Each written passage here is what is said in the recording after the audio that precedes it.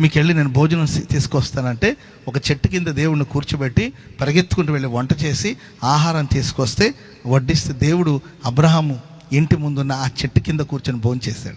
స్తోత్రం చెప్పండి అందరు గట్టిగా గట్టిగా. హల్లెలూయా.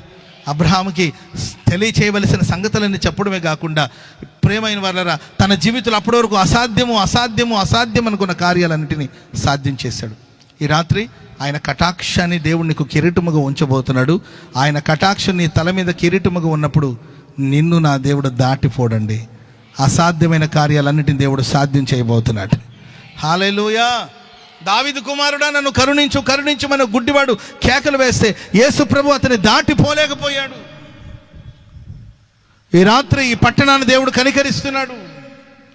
ఈ రాత్రి ఈ సభలో పాల్గొన్న నీ మీద ఆయన కరుణ కటాక్షమును కిరీటముగా ప్రభు ఉంచబోతున్నాడు. ఎందుకంటే నీవు విమోచించబడిన వాడువి.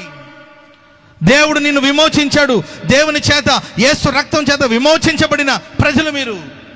మీ మీద ఎల్లప్పుడూ ఆయన కనికరం ఉంటుంది. ఆమెన్ చెప్పండి అందరు గట్టిగా. హల్లెలూయా. ఎంత కాదన్నా, ఎంత లేదన్నా, ఎంత వీలు లేదన్నా ఆయన కనికరం నీ మీద ఖచ్చితంగా ఉంటుందండి. అంతే ఆయన కరుణ కటాక్షం నీ కిరీటం మీద ఉంటుంది. అప్పుడప్పుడు మనం చేసే పనుల వల్ల ఆయన కోపం రావచ్చు.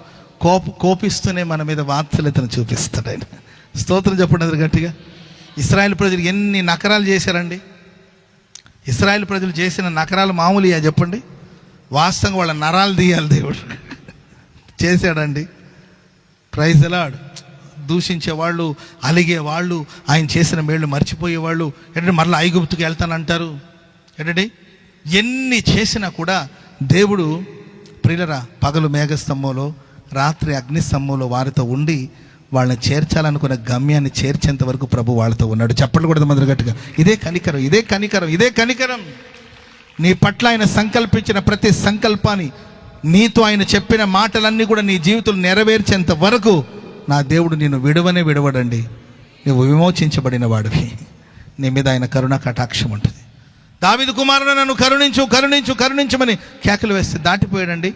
దాటిపోలేదండి. రమ్మని పిలిచి ఏం కావాలని అడిగి, ప్రైజ్ ది లార్డ్, నేను ఇచ్చిందే తినాలి.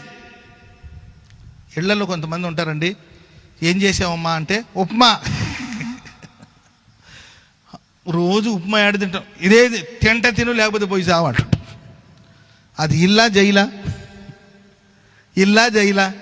జైల్లో సార్ నాకు రేపు చికెన్ బిర్యానీ తినాలని ఉంది, ఏమన్నా కుదురుతాడంటే ఇచ్చింది తినాలరా, ఇది జైలు అంటారు. మన ఇంట్లో మనకు ఆ స్వతంత్రం, అమ్మ నాకు రేపు చికెన్ బిర్యానీ తినాలని అనే స్వతంత్రం ఉంటుంది కదండి. కానీ